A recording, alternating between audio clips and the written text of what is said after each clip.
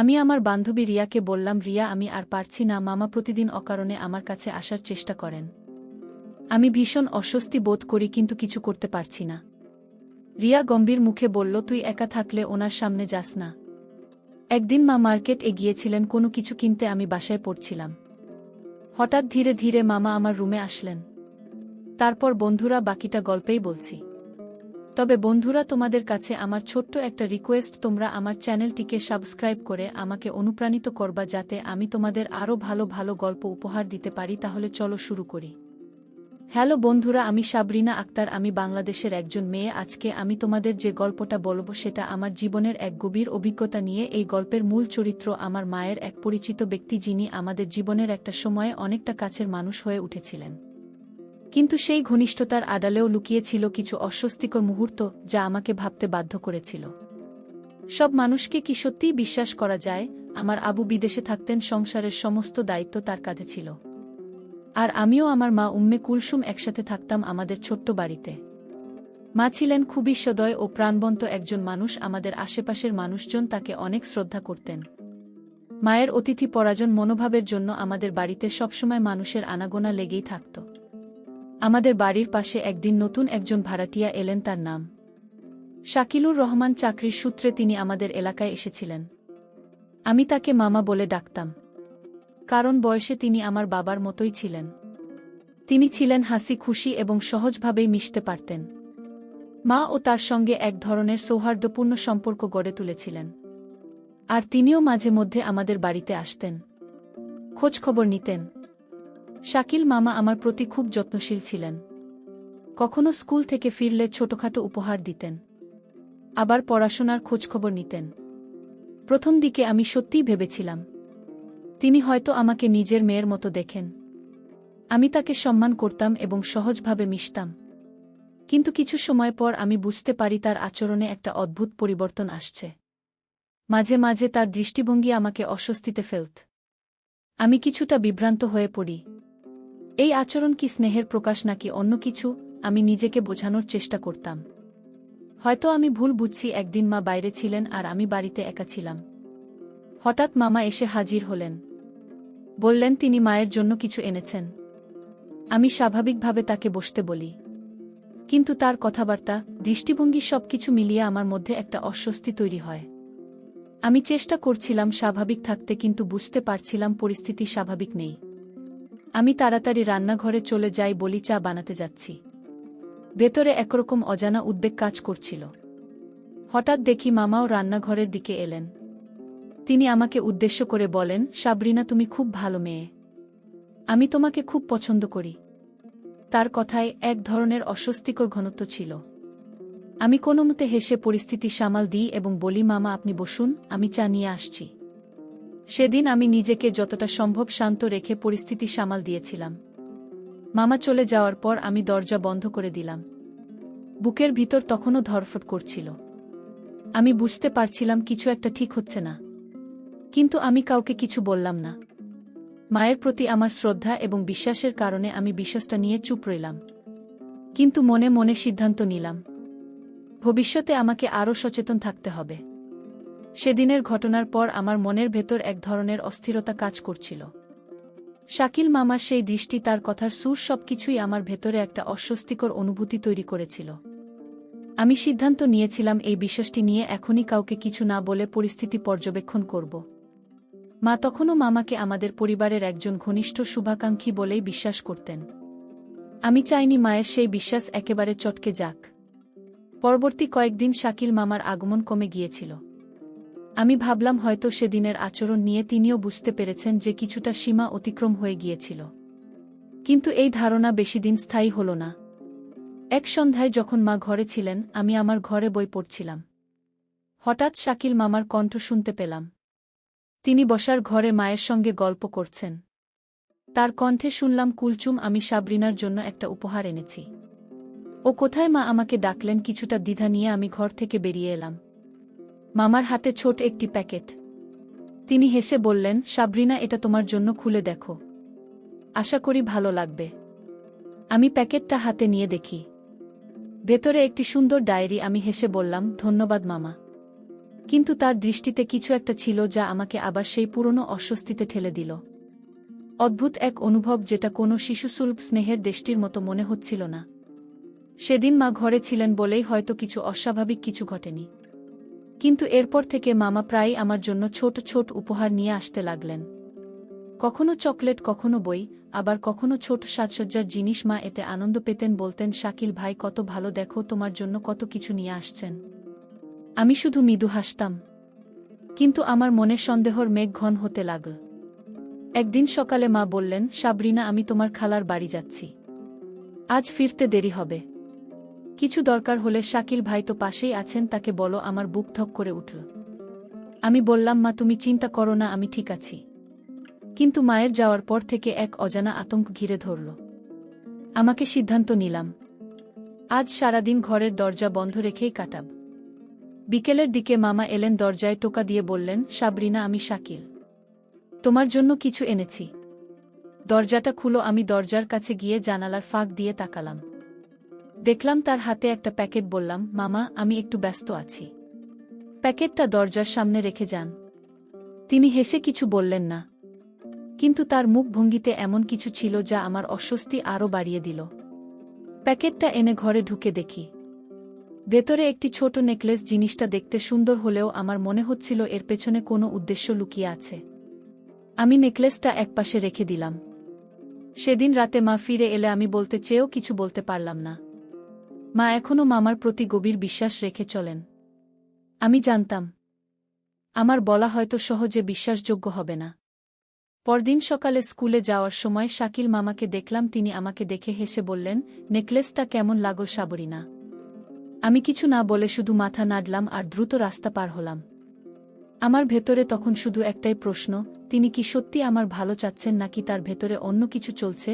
সেদিন সন্ধ্যায় আমি আমার ডায়েরিতে সবকিছু লিখে রাখলাম। আমি অনুভব করছিলাম এসব ঘটনা নীরবে রাখার চেয়ে লিখে রাখা ভালো, কারণ যদি পরিস্থিতি একদিন সত্যি গুরুতর হয়ে দাঁড়ায়, তাহলে এই লেখাগুলো হতে পারে আমার একমাত্র প্রমাণ। আমি নিজেকে বোঝালাম, সাবরিনা, তুমি ভয় পেও না, তুমি নিজের সুরক্ষা নিশ্চিত করবে। আমার ভেতরে জন্ম নিল এক দৃঢ় সংকল্প, নিজেকে রক্ষা করব, সম্মান নিয়ে বাঁচব। শাকিল মামার আচরণ আমাকে দিনে দিনে আরও সতর্ক করে তুলছিল। আমি সিদ্ধান্ত নিয়েছিলাম তাকে এড়িয়ে চলব এবং কখনই তার সঙ্গে একা কোনো পরিস্থিতিতে থাকব না। কিন্তু বাস্তবে সেটা করা খুব সহজ ছিল না। তিনি আমাদের পরিবারের এতটাই কাছের একজন হয়ে উঠেছিলেন যে তার উপস্থিতি পুরোপুরি এড়ানো কঠিন ছিল। মা তার প্রতি অগাধ আস্থা রাখতেন, আর আমি এখনও সেই আস্থা ভাঙার মতো শক্তি খুঁজে পাইনি। একদিন সকালে আমি স্কুলের জন্য তৈরি হচ্ছিলাম। মা তখন রান্নাঘরে ব্যস্ত। হঠাৎ দেখি শাকিল মামা আমাদের বাড়িতে এলেন। তিনি মায়ের সঙ্গে গল্প করতে করতে আমার দিকে তাকালেন সেই অস্বস্তিকর দৃষ্টিতে। বললেন, সাবরিনা, আজ স্কুলে যাচ্ছ? আমারও এদিকে যেতে হবে, চাইলে একসাথে যাই। আমার মনটা অস্থির হয়ে উঠল। আমি দ্রুত জবাব দিলাম, না মামা, আমার বান্ধবী আসছে, আমরা একসাথে যাব। মা হেসে বললেন, শাকিল ভাই, আপনি তো খুব খেয়াল রাখেন আমাদের সবার। আমি শুধু মাথা নেড়ে তাড়াতাড়ি বাড়ি থেকে বেরিয়ে পড়লাম। স্কুলে গিয়েও মন বসছিল না। আমি আমার ঘনিষ্ঠ বান্ধবী রিয়ার কাছে শাকিল মামার সম্পর্কে কিছু বলতে চাইলাম, কিন্তু শুরুটা করতে পারছিলাম না। শেষ পর্যন্ত বললাম, রিয়া, একটা সমস্যা হচ্ছে। আমাদের পাশের বাড়ির মামা, উনি আমার প্রতি একটু বেশি নজর দেন। আমি অস্বস্তি বোধ করি।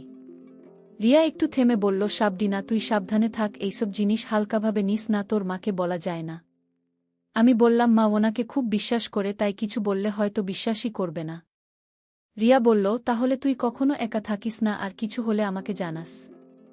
রিয়ার কথাগুলো আমাকে কিছুটা সাহস দিল। আমি মনে মনে স্থির করলাম, এখন থেকে আমি আমার প্রতিটি পদক্ষেপ খুব সতর্কভাবে চালাব। সেদিন বিকেলে বাড়ি ফিরে দেখি শাকিল মামা এসেছেন, মার সঙ্গে বসে আছেন। আমাকে দেখে বললেন, সাবরিনা, এই নাও, তোমার জন্য কিছু ফল এনেছি। আমি বিনয়ীভাবে ধন্যবাদ দিয়ে প্যাকেটটা নিয়ে চুপচাপ ঘরে ঢুকে পড়লাম। আমি আর আগের মতো স্বাভাবিকভাবে তার সঙ্গে কথা বলতে পারছিলাম না। কয়েকদিন পর একটা ঘটনা আমার সন্দেহকে আরও দৃঢ় করে তোলে। মা একদিন বললেন, সাবরিনা, আমি পাশের গ্রামে যাচ্ছি, তোমার মামির বাড়ি, তুমি বাড়িতে থাকো। আমি শাকিল ভাইকে বলে দিয়েছি। মাঝে মধ্যে খোঁজ নিতে আমি চিন্তিত হয়ে জিজ্ঞেস করলাম, মা, আমি কি তোমার সঙ্গে যেতে পারি? মা হেসে বললেন, না মা, তোমার তো স্কুল আছে। তাছাড়া শাকিল ভাই তো পাশেই আছেন। আমি আর কিছু বলতে পারলাম না। মায়ের যাওয়ার পর আমার ভিতরে একটা অজানা ভয় কাজ করতে লাগল। কিছুক্ষণ পর শাকিল মামা এলেন, দরজায় টোকা দিয়ে বললেন, সাবরিনা, তোমার মা বলেছেন তোমার খবর রাখতে আমি এসেছি। আমি দরজা পুরো খুললাম না। ফাঁক করে দাঁড়িয়ে বললাম, আমি ঠিক আছি মামা, ধন্যবাদ। তিনি হেসে বললেন, একটু ভেতরে আসি, তোমার জন্য কিছু এনেছি। আমি তাড়াতাড়ি বললাম, আমি এখন পড়ছি, খাবারটা রেখে যান। তিনি একটু বিরক্ত মুখে প্যাকেটটা রেখে চলে গেলেন। আমি দরজা বন্ধ করে দিলাম। আমার মন অস্থির হয়ে উঠল। এই আচরণ একেবারেই সাধারণ বা আত্মীয় সুলভ মনে হচ্ছিল না। আমি আমার ডায়েরি খুলে সব লিখে রাখলাম। তার দৃষ্টি, তার প্রতিটি অস্বস্তিকর মুহূর্ত তার উপহার। আমি বুঝে গিয়েছিলাম এই ডায়েরি হতে পারে ভবিষ্যতে সত্যি কিছু হলে আমার একমাত্র ভরসা। সেদিন রাতে মা বাড়ি ফিরলেন। তাকে দেখে আমি কিছুটা স্বস্তি পেলাম। কিন্তু ভেতরে একটা প্রশ্ন ঘুরপাক খাচ্ছিল, আমি আর কতদিন এভাবে নিজেকে চুপ করে রাখব? কখন আমি মাকে সত্যিটা বলতে পারব? আমি জানতাম যদি এই আচরণ চলতেই থাকে তাহলে আমাকে কিছু একটা করতেই হবে। আমি নিজের মনের ভেতর বললাম, সাবরিনা, তুমি দুর্বল হবা না, তুমি নিজেকে রক্ষা করবে, তুমি চুপ থাকবে না। শাকিল মামার আচরণ আমার জীবনে এক ধরনের অদৃশ্য চাপের মতো হয়ে দাঁড়িয়েছিল। প্রতিদিন নিজেকে আরও সতর্ক রাখতাম, কিন্তু তার উপস্থিতি যেন আমাকে ধীরে ধীরে কোণঠাসা করে ফেলছিল। আমি ভাবছিলাম আর কতদিন এভাবে চলবে? মাকে কিছু বলার সাহস পাচ্ছিলাম না, কারণ মা এখনও তাকে পরিবারের ঘনিষ্ঠ মানুষ হিসাবেই দেখতেন। তবুও নিজের নিরাপত্তার কথা ভেবে আমি সিদ্ধান্ত নিই, আর চুপ করে থাকা যাবে না। একদিন স্কুল থেকে ফিরছিলাম, রাস্তায় হঠাৎ শাকিল মামার সঙ্গে দেখা হয়ে গেল। তিনি হেসে বললেন, সাবরিনা, আজ এত তাড়াতাড়ি ফিরলে, চলো তোমাকে বাড়ি পৌঁছে দিই। আমার ভিতর অস্থিরতা শুরু হয়ে গেল। শান্তভাবে বললাম, মামা আমার বান্ধবী সঙ্গে আছে, আমরা একসাথে যাব। তিনি কিছুক্ষণ চুপ থেকে হাসলেন। ঠিক আছে, সাবধানে যেও। আমি তাড়াতাড়ি রওনা দিলাম, কিন্তু তার দৃষ্টির চাপ যেন আমার পেছনে থেকে গেল। সেদিন বিকেলে আমি আবার রিয়ার সঙ্গে কথা বললাম, রিয়া, আমি আর পারছি না। মামা প্রতিদিন অকারণে আমার কাছে আসার চেষ্টা করেন। আমি ভীষণ অস্বস্তি বোধ করি, কিন্তু কিছু করতে পারছি না। রিয়া গম্ভীর মুখে বলল, তুই একা থাকলে ওনার সামনে যাস না, আর ডায়েরি যেটা লিখছি ওটা খুব ভালো কাজ। তবে আরেকটা জিনিস কর, আমাদের স্কুল এর কাউন্সিলর ম্যাডাম এর সঙ্গে কথা বল। উনি তোর পাশে থাকবেন। ওর পরামর্শ আমার মনে যেন নতুন একটা আশা জাগাল। পরদিন আমি স্কুলে গিয়ে কাউন্সিলর ফারজানা আপার সঙ্গে দেখা করলাম। তাকে সব ঘুরে বললাম, মামার অস্বাভাবিক মনোযোগ, উপহার দেওয়ার প্রবণতা আর আমার অস্বস্তির কারণগুলো ফারজানা বা মনোযোগ দিয়ে শুনলেন এবং শান্তভাবে বললেন, সাবরিনা, তুমি খুব সাহসী, তুমি ঠিক কাজ করেছ। এই ধরনের আচরণ গুরুত্ব সহকারে নেওয়া দরকার। তুমি কখনো একা ওনার সামনে থেকো না। আর তোমার মাকে বলা যায় কি না সেটা ভাবো, দরকার হলে আমি তোমার সঙ্গে কথা বলবো। আমি একটু হালকা অনুভব করলাম। বললাম, আপা, আমি চেষ্টা করব। সেদিন সন্ধ্যায় বাড়ি ফিরে ঠিক করলাম মাকে সব বলবো। কিন্তু সন্ধ্যায় দেখি শাকিল মামা আবার এসেছেন, মার সঙ্গে বসে কথা বলছেন, আর আমি আমার ঘরে বসে আছি। কিছুক্ষণ পর তিনি আমার ঘরের দরজা এসে বললেন, সাবরিনা, তোমার জন্য একটা বই আনেছি, পড়াশোনায় কাজে লাগবে। আমি দরজা খুলে বইটা নিয়ে বললাম, ধন্যবাদ মামা, আমি এখন পড়ছি। তিনি হেসে চলে গেলেন, কিন্তু সে হাসি আমার মনে আবার অস্থিরতা ছড়িয়ে দিল। রাতে আমি আমার ডায়েরি খুলে সব লিখে রাখলাম। তার অয়াচিত মনোযোগ, কথাবার্তা, উপহারের কথা, সবকিছু বিস্তারিতভাবে লিখলাম। আমি বুঝছিলাম এই ডায়েরিটাই এখন আমার আত্মরক্ষার একমাত্র সহায়ক হতে পারে। কারণ পরিস্থিতি যদি আরও জটিল হয়ে ওঠে তাহলে লেখাগুলোই প্রমাণ হতে পারে। পরদিন সাহস করে মায়ের সঙ্গে কথা বলার সিদ্ধান্ত নিলাম। মা তখন রান্নাঘরে। আমি গিয়ে বললাম, মা, তোমার সঙ্গে একটা জরুরি কথা বলার আছে। মা হাসি মুখে বললেন, বলো মা, কি হয়েছে? আমি একটু থেমে বললাম, শাকিল মামা আমার প্রতি একটু বেশি মনোযোগ দেন, সেটা আমাকে অস্বস্তিতে ফেলে। মা কিছুটা অবাক হয়ে বললেন, তিনি তো তোমাকে নিজের মেয়ের মতো দেখেন, তুমি হয়তো ভুল বুঝছ। আমি আর কিছু বললাম না।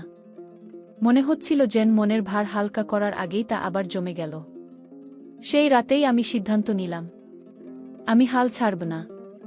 কাউন্সিলর আবার কথা মনে পড়ে গেল। ভাবলাম পরদিনই আবার তার সঙ্গে কথা বলবো। আমি জানতাম এখন চুপ করে থাকা মানে নিজেকে আরও বিপদে ফেলা।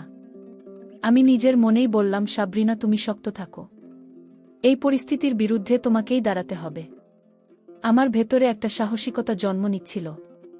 আমি জানতাম এই লড়াই একা হলেও আমাকে লড়তেই হবে। মাকে বলার চেষ্টা করেও আমি বুঝে গিয়েছিলাম শাকিল মামার প্রতি তার বিশ্বাস এত সহজে টলবে না। মা ভেবেছিলেন আমি হয়তো বাড়তি কিছু কল্পনা করছি, কিন্তু আমি জানতাম আমার অস্বস্তির পেছনে সত্যিকারের কারণ আছে। আমার ভিতরে তখন একটা দৃঢ় সংকল্প জন্ম নিয়েছিল, এই পরিস্থিতি থেকে আমাকে বের হতেই হবে।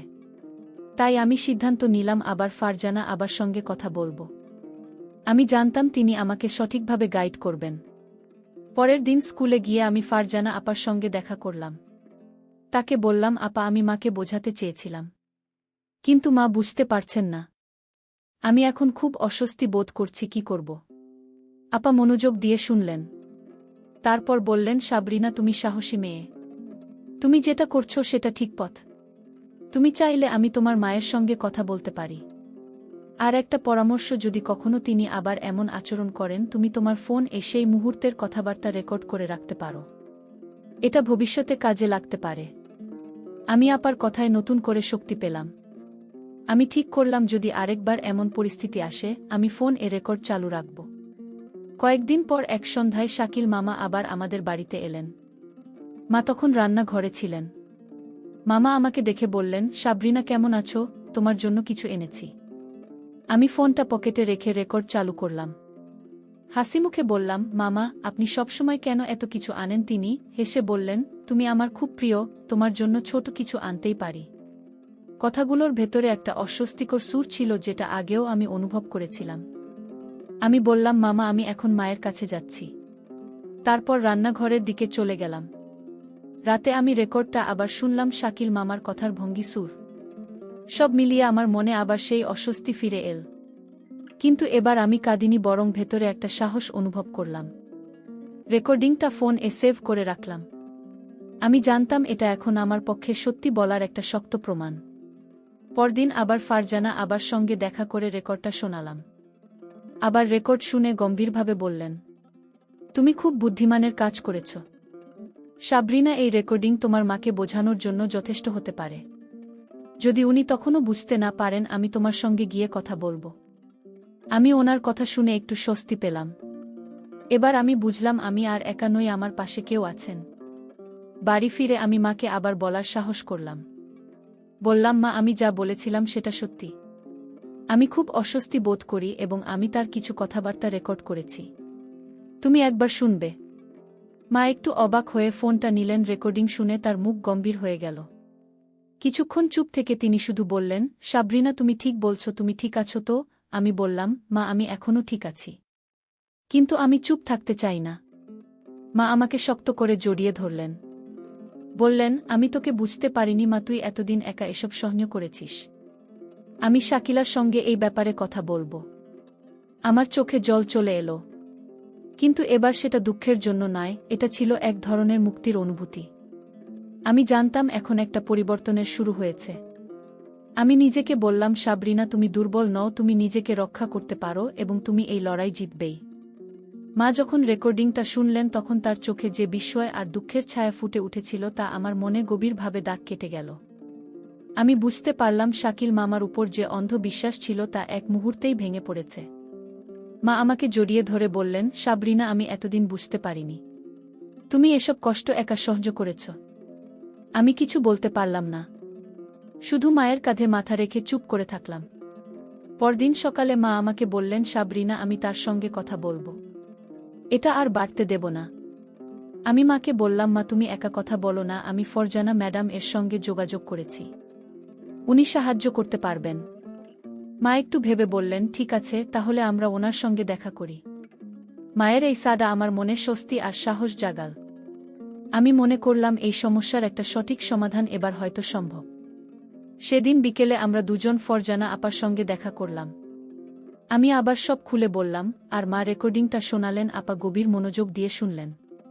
তারপর বললেন, আপনার মেয়ে সত্যি সাহসী, সে সঠিক সময় আমাদের কাছে এসেছে।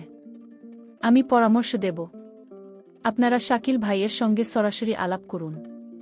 পরিস্থিতি পরিষ্কারভাবে তাকে জানিয়ে দিন, যদি তাতে সমাধান না হয় তাহলে স্থানীয়ভাবে পদক্ষেপ নেওয়া যেতে পারে। মা মাথা নেড়ে সম্মতি দিলেন। সন্ধ্যায় মা তাকে বাসায় ডাকলেন।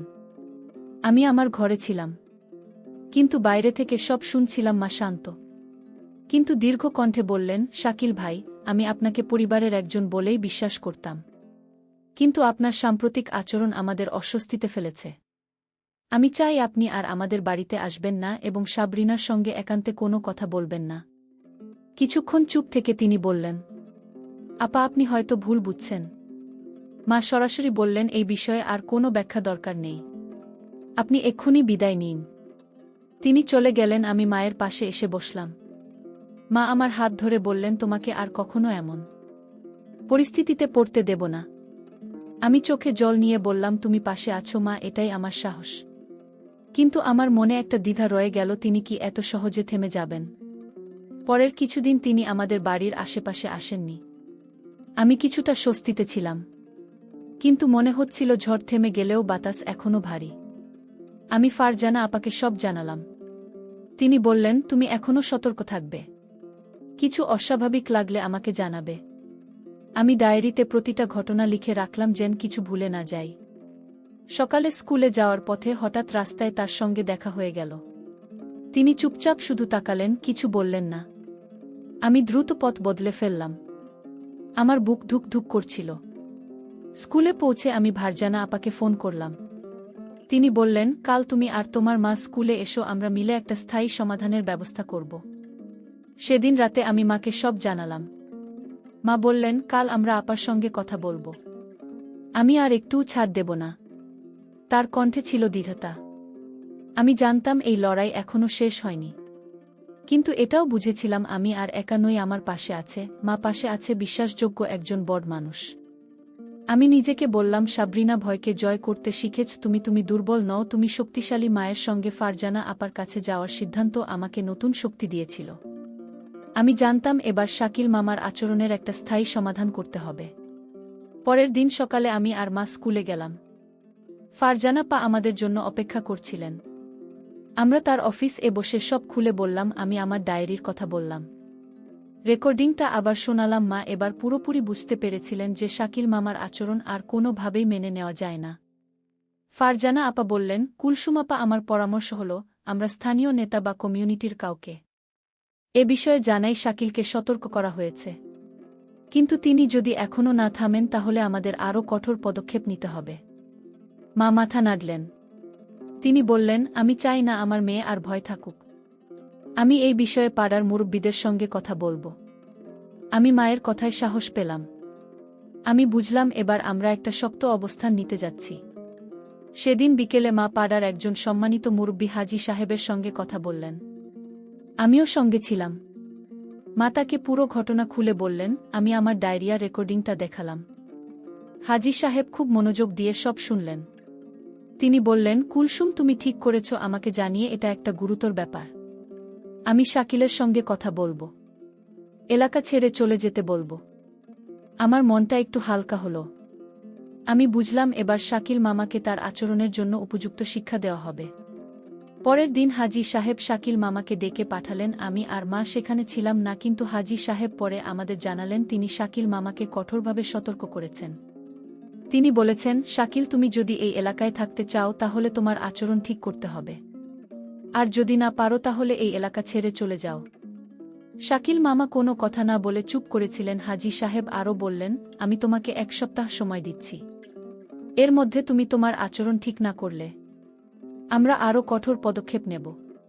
কয়েকদিন পর আমরা শুনলাম শাকিল মামা তার ভাড়া বাড়ি ছেড়ে অন্য কোথাও চলে গেছেন। আমার মন থেকে যেন একটা ভারী পাথর নেমে গেল। আমি মাকে জড়িয়ে ধরে বললাম, মা, তুমি আমার জন্য এত কিছু করেছ, আমি তোমাকে কখনো ভুলব না। মা আমার কপালে চুমু দিয়ে বললেন, সাবরিনা, তুমি আমার জীবন, আমি তোমার জন্য সব করব। আমি ফারজানা আপা আর হাজী সাহিলের কাছেও কৃতজ্ঞতা জানালাম। তাদের সাহায্য ছাড়া আমি এই বিপদ থেকে বের হতে পারতাম না। এই ঘটনার পর আমি আমার ডায়েরিতে শেষ একটা পাতা লিখলাম। আমি লিখলাম, আমি শিখেছি নিজের নিরাপত্তার জন্য লড়াই করতে হয়। আমি শিখেছি সাহস আর সতর্কতা আমাকে বাঁচিয়েছে। আমি আরও শিখেছি সঠিক সময়ে সঠিক মানুষের কাছে সাহায্য চাওয়া কতটা জরুরি। আমি আমার ডায়েরিটা বন্ধ করে রেখে দিলাম, কিন্তু জানতাম এই গল্প আমার জীবনের একটা বড় অংশ হয়ে থাকবে। এই গল্প থেকে বন্ধুরা আমরা একটা বড় শিক্ষা পেয়েছি। জীবনে অনেক সময় আমরা যাদের উপর ভরসা করি তারা হয়তো আমাদের প্রতি সৎ নাও হতে পারে, কিন্তু আমাদের নিজের নিরাপত্তার জন্য সবসময় সতর্ক থাকতে হবে। যদি কখনো কোনো অস্বস্তিকর পরিস্থিতির মুখোমুখি হও তাহলে চুপ করে থাকবে না, সাহস করে কথা বলো, সাহায্য চাও। কারণ তোমার নিরাপত্তা, তোমার সম্মান, এটা সবচেয়ে গুরুত্বপূর্ণ। আমি সাবরিনা আক্তার আমার গল্প দিয়ে তোমাদের বলতে চাই, নিজেকে ভালোবাসো, নিজেকে রক্ষা করো, কখনো ভয় পেয়ে হাল ছেড়ে দিও না।